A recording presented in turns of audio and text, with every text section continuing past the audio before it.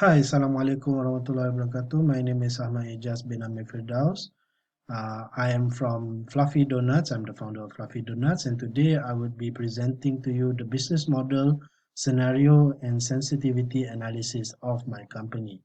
Well, first and foremost, why did I choose to sell donuts? Because firstly, donuts. This is my explanation for why I made this business is because donuts are a popular treat and it's a great treat, uh, perfect for anybody of any age, especially children, and even to a certain extent, um, older people, and also millennials and of such.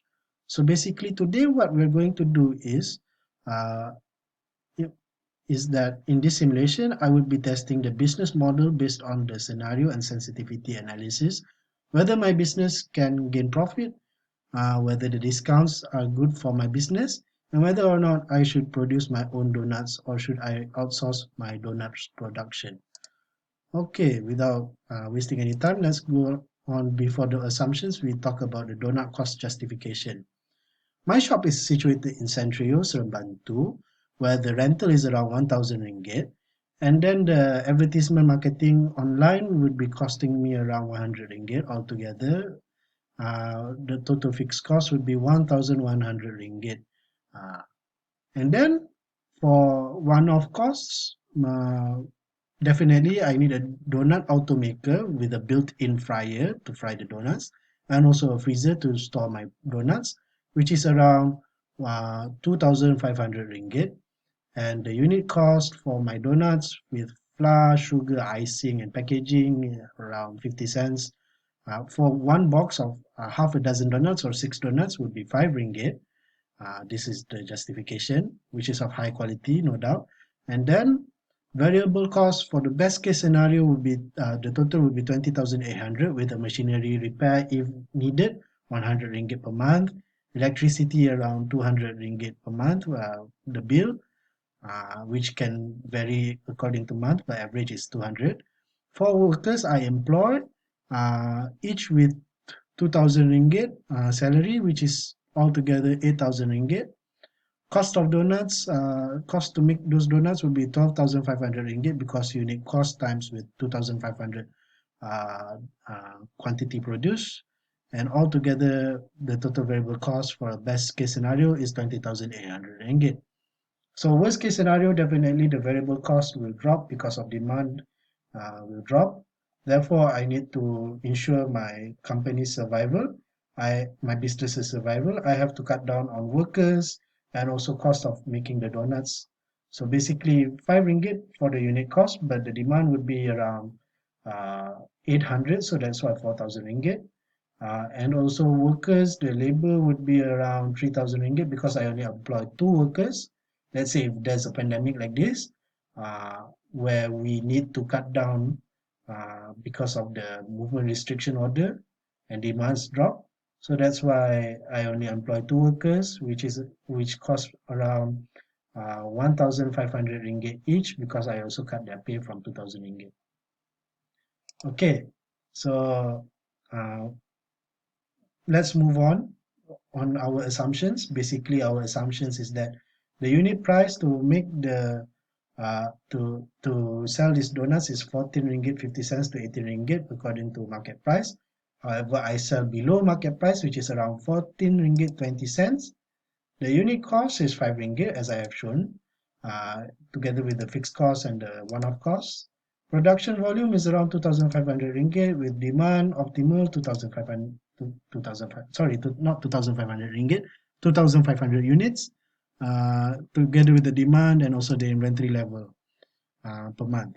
So the number of days per month is 30. Number of days working, I assumed at initially was 24, but how I cannot run the shop with a profit with 24 days of working, so I have to extend to 30 days with selling season or discount sales around 5 days, but I change it to 6. A number of days for full retail. At first, I thought of 19 because I wanted to work only for 24 days, but I increased it to 24 days.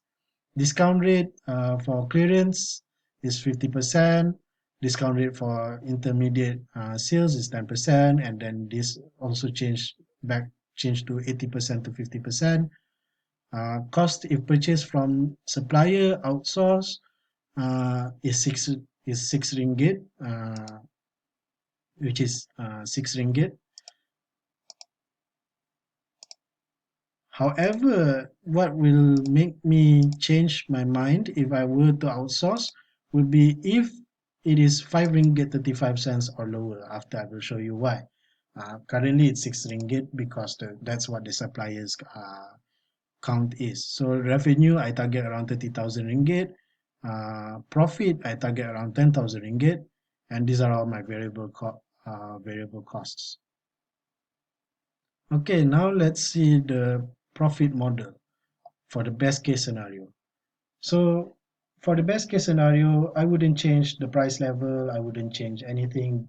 Even the demand is 2,500. I wouldn't increase because it far exceeds my expectations, which is revenue. I was targeting around 30,000 ringgit. I got 35,500 ringgit. And then for profit, I was targeting 10,000 ringgit. And I got 11,000 ringgit, 11,100 ringgit. So I chose to remain at this price level. However, profit model for the worst case scenario, the profit I gain is way below my target of 3,000 ringgit, which is 760 ringgit. So I changed my, what I tested was basically a two-way table of price against demand. I believe that when I decrease price, I can increase the demand, and therefore I can increase the marketing and sales. So let's say in this pandemic, if people wants to buy a donut, I should sell it around 10 ringgit because it's easy and it's catchy. That only for 10 ringgit, half a dozen donuts or a box of 6 donuts. Therefore, it would make sense that people would buy it, and it's really catchy. And with the demand, I expect it to increase up to 1,500. To increase demand, I need to increase my marketing campaign and also my advertisement campaign, and also make it accessible for online orders, and um, as well as basically cash on delivery, or because I have a worker who can actually ride and send the donut. Or I could also, instead of cash on delivery, using Food Panda or Grab Food for delivering my donuts. So I chose the 10 ringgit price reduction because it makes sense, and it's way above the target 3,000 ringgit. So all I need to do is to increase the demand from 800 to 1,500. Next, now we look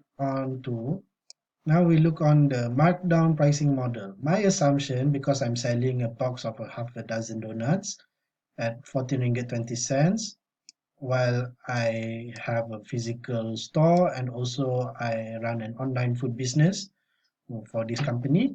Therefore, I'm doing this business in a full 30-day cycle to have a consistent sales. I cannot have a simple break uh, unless there's a public holiday. However, there will be days that I have to sell in discounts and make the clearance before the end of the month. So I plan to sell my donuts at full retail price for 24 days, and another 6 days I will set the discount price to make a clearance. So this is my calculation. Basically, this is my retail price of 14 ringgit and 20 cents. My inventory level, which is 2,500 per month, with 6 bags of donuts within my freezer. Selling season 6 days, days at full retail around 24 days. And then this is my initial discount, which is 10%. So average daily sales, I would be targeting around 104 to 105 on a regular day, which is the full retail price. While on a discounted price, let's say I discount around 10%, which is 12 ringgit 78%, I assume 10% increase in my daily sales. It doesn't matter whether it is of any discounted price. I only assume there's only going to be a 10% increase in traffic. or increase in sales. So around 114 average, 114 to 115 boxes a day.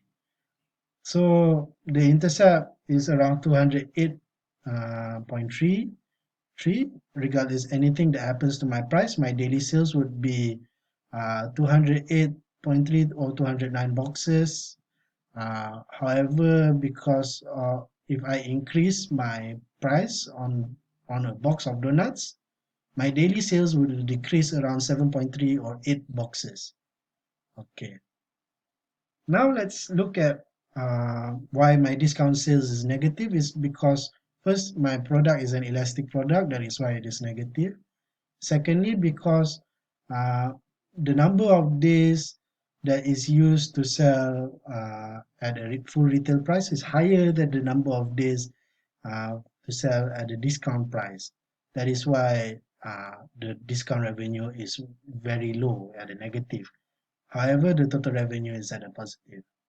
So moving on to scenario summary, uh, as I have observed, as we increase the discount sales against the inventory level, the total revenue, this is the total revenue, increases accordingly. So I choose to the 60% intermediate markdown or discount price, we, because it is more profitable than the others. So I chose to increase it.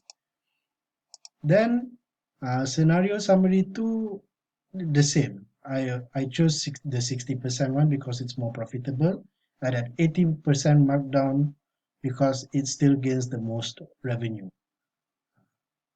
So because it gains the most revenue, therefore I chose to increase the discount price. Finally, let's move on to outsourcing decision model. So at the outsourcing decision model, we would be focusing on the whether or not I should choose to outsource or I should choose to produce my own.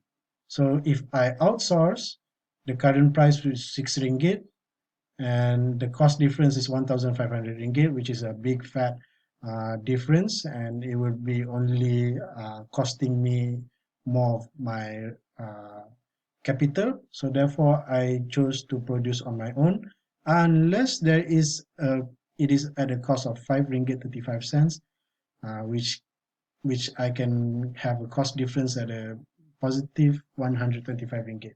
5 ringgit 35 cents or less, or break even at 5 ringgit 40 cents. Okay. So I would choose the to produce my own donuts rather than to outsource making my donuts. Okay, so were the assumptions valid?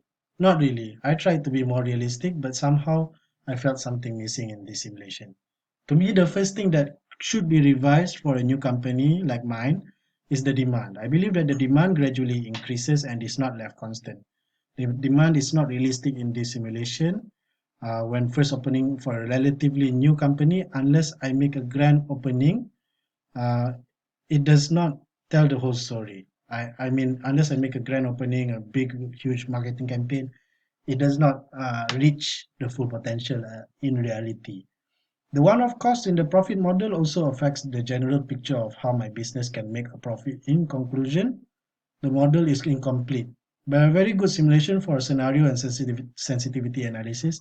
I believe we could add monthly sales projection forecast and also monthly cash flow together with inventory model where we could manage the inventory of the business. Why do I say this? This is because my business could have a more clear and accurate picture uh, on the sales and finances. For example, say I may have not reached my target sales and profit. All is not lost when I could project my sales every month, eventually becoming better and better until I reach my targeted profit.